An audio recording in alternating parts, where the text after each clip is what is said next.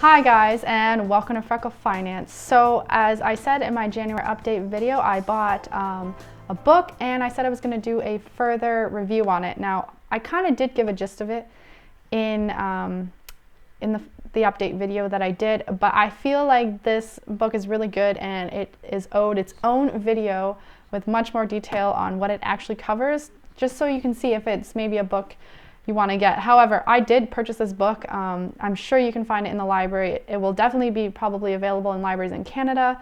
This is a Canadian author. It might be harder to find in other countries, but I definitely recommend it if you can find it. So that's the gist of what's going on here. But anyways, the book is, sorry, let's see if we can get this focused.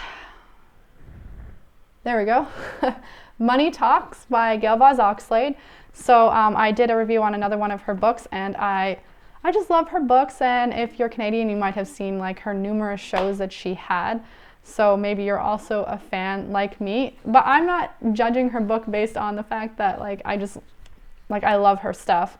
But this actually, I love this book and I recommend this book because I don't think I've ever seen another book that is on this topic before. And basically the general gist of the topic is that it's ways to talk to people about their money and all sorts, like it's a pretty thick book. It's all sorts of scenarios. I spent pretty much a month reading it. I mean, I did read it fairly casually, but it's great. Now, one of the things I like about it is it has little stories, you know, like, I guess you're probably not gonna be able to see it, but they have different texts and it's kind of like a back and forth conversation between people, and then there's like further explanations on those ideas. And actually, just to give a general sense on the mindset and where the book is coming from, I'm just going to read what's on the back. I think it's a very good quote and a very good idea to think about when you're thinking about money. And that is, money is a medium of exchange. That's all. It's what we do. It's what we use to complete our transaction. So money isn't the problem. We are the problem. How we behave, what we do with our money, and how we communicate about that behavior is at the root of most of the challenges we face with and blame on money. So basically this book is like, hey, money is not the problem. There's a problem somewhere else. Money is a tool. So I saw that quote and I just thought that was great. It's probably the most succinct way I've ever seen kind of that type of statement before. And on to the rest of the review. So it covers several different types of, relationships. There's the friend relationship, the spouse, the grandparent, the aunt, the child. So it covers all sorts of scenarios that would involve those people in respects to you. Some of it is also, supposed to help you identify if you are one of these types of people, just so that you're able to identify it, and you can, I guess, take into consideration what she says after those parts if you figure out it's you. And this is kind of, to me, like a first step to acknowledging that there is a problem, or helping someone with the first step to acknowledge that there is a problem. And then next is when you start fixing your financial problem. As well, at the very end of the book, she has a very important thing, and I was so happy to see it in there. I didn't exactly expect it to be in there, but I'm very happy. And it's basically to identify when the problem has gone not only too far, but like not the problem with you, but let's say someone is controlling to the point that it's abusive, and she wants you to be able to identify that and know that it's time, like generally it's in the case of your significant other, right? And to know that it's time to leave. And it sucks if that has to happen, but if the other person is absolutely doing nothing to help out, that you can't do anything about it. So this book has 8 parts to it, so I'm kind of just going to give a gist of each of the 8 parts so you can kind of see what topics it really does go over, so that you can decide whether this is a book you want to read, or if you know anyone who kind of fits that quality or characteristic or whatever, because I feel like everyone knows somebody who doesn't handle money. It may not be your significant other, it may be a very close friend,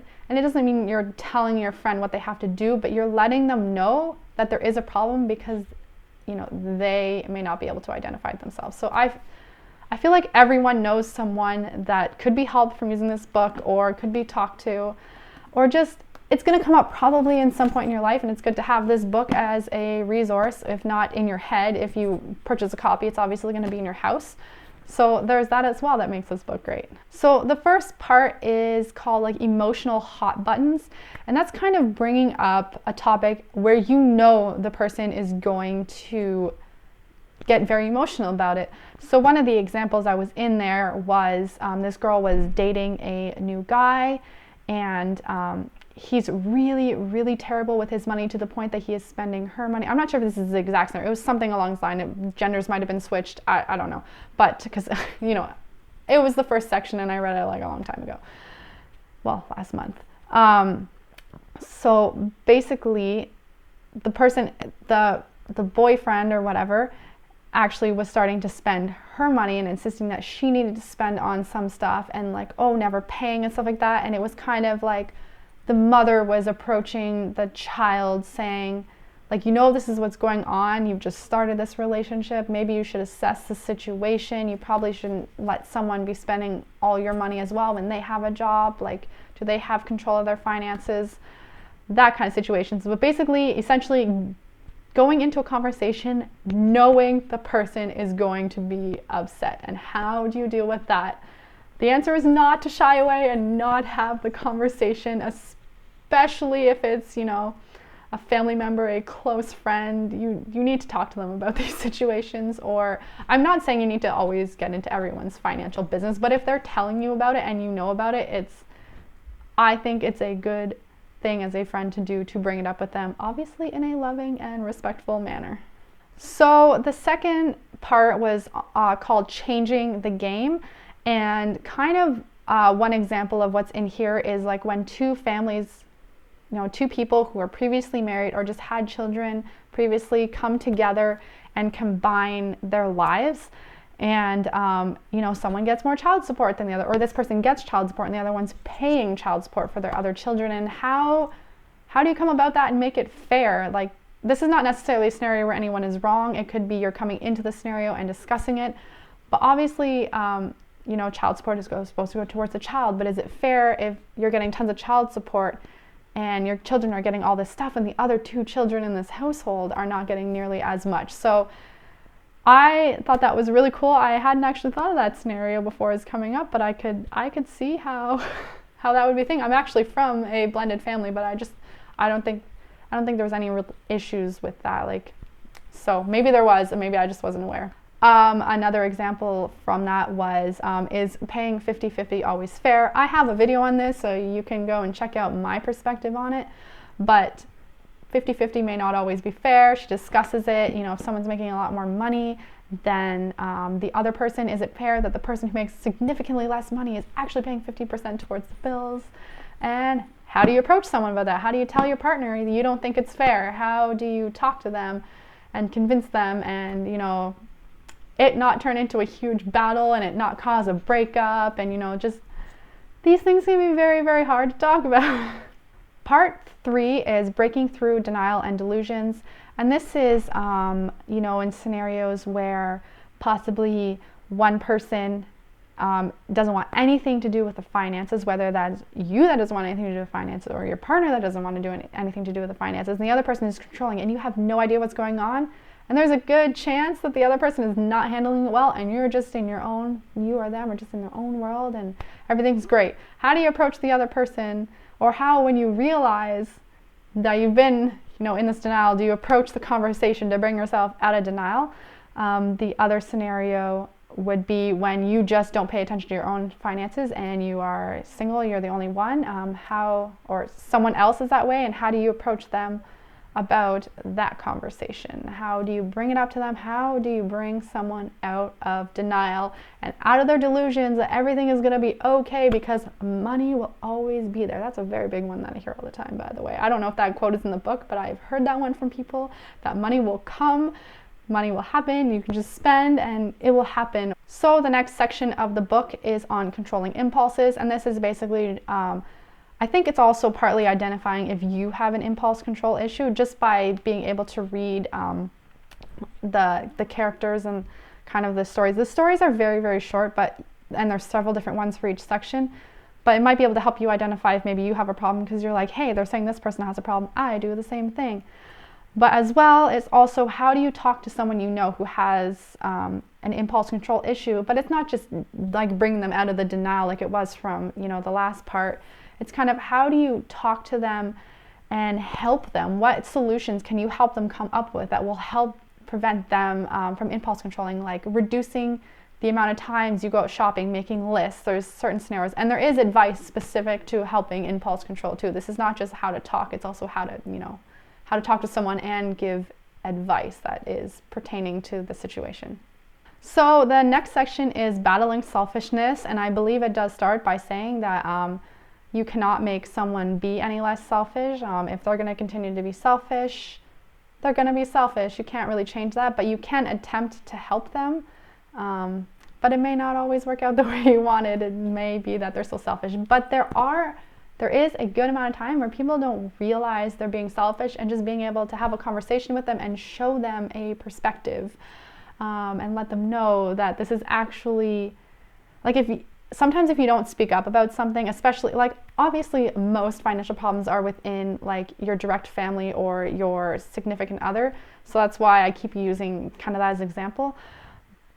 But if you don't, like, you might not realize you're being selfish about a certain situation because nobody's ever spoken up about it. So if you speak up to someone about their selfish situation, you may actually make them aware, and they may not know about it, and you may find out that they don't care anyways, and what can you do? But this is not a solution to all your problems book, because that doesn't exist. You can't solve other people's problems. You can't change other people. You can help them if they're willing to change, obviously, though. Dismantling entitlement. Now this one also can be very, very difficult, but how do you speak to someone who literally feels that they are better than you? This is not a scenario where you're selfish. This is someone who actually thinks they are entitled to more because they are entitled to more. They are a better person. How do you approach someone with those conversations? I also find that the scenarios in the books are the entitlement ones are fairly entertaining, because it's if you ever watch, like, if you like a reality TV show, it's totally reality TV shows type, like, but mom needs to buy me a car, who cares about your college education type of stuff. So obviously the stories are good, but I feel like actually helping someone who's entitled is going to be difficult if you have no control over their finances. However, if they are your child or your parent, you can definitely stop giving them money, and there's also conversations on how to go about that, and say, you know what, I'm going to stop giving you money, or you have 2 months to straighten out your life. How you go about those conversations. You can't make the person feel less entitled, but you can stop giving them money. The fighting fear section is probably what I consider to be the most applicable to everybody, especially people who are, like, it's very applicable to you. This is basically helping you. This could help you figure out how to have a conversation with someone about something you're scared about. So some people are scared if they bring up something that their partner will leave them, or the other person you feel is a tightwad. Those are kind of the two examples that were in there. I think there was more examples, but basically, how do you eliminate this fear of having the conversations in the first place? If someone's going to leave you over a money problem that they don't want to acknowledge and fix, they can go by. Like, that's my opinion of it. But anyways, the book kind of, obviously, as I've said before, goes over conversations to have, but also, helps you acknowledge that you shouldn't be scared to have money conversations with, especially your partner, but possibly other loved ones in your family, because there's nothing to be scared about. Money is just a tool. And the last one is also a big one that I saw kind of on her shows that happened a lot, and it was titled Taking Back Control, and that's basically you don't have much say in the money, and you need to take back control. How are you going to approach these conversations? How are you going to help approach a conversation with someone else to take control? Maybe you want your partner to actually take some control in the finances too. You don't want to be figuring everything out yourself. So that's the final section, and obviously that's the one that leads into the section on abuse as well, because if someone is refusing to give you any say in your own family finances, that is a big, big problem, especially if they're not giving you any money. So the one scenario that, like, I thought was the most kind of applicable to the scenario was a stay-at-home mom. She's given, you know, very minimal money every month, and that's her money, and the husband went out and he bought new trucks and he did whatever he wanted, and he's like, well, I make all this money. And she's basically like barely scraping by getting groceries and clothing for her children, and she needs to be able to take back control and say, you know what? I need more money. I need you to give more of this portion. We clearly have more money. You're spending it, but the family needs more money. Stop being selfish. And also, as you probably noticed from this video, there's a lot of overflow between different types. You know, someone may not strictly be selfish. They may not strictly be like a control freak. There may be several ones that they kind of skim over, but one of them will probably be more applicable than the other. So also, as a last little conclusion part, the one thing I really liked about this book is I couldn't think of a single scenario that I've ever witnessed myself or anything that was not in this book. I don't know of any other book that covers this topic, so it obviously gets a #1 in that category for me. So that's great. I know there's one about talking to your kids or whatever, but this is like strictly like talk to people about money and here's how you do it. So that's the end of my book review. Also, make sure to click subscribe. I do upload videos regularly. I also have a Facebook page. It's Freckle Finance. You can like me on there. And I will see you in the next video. Bye.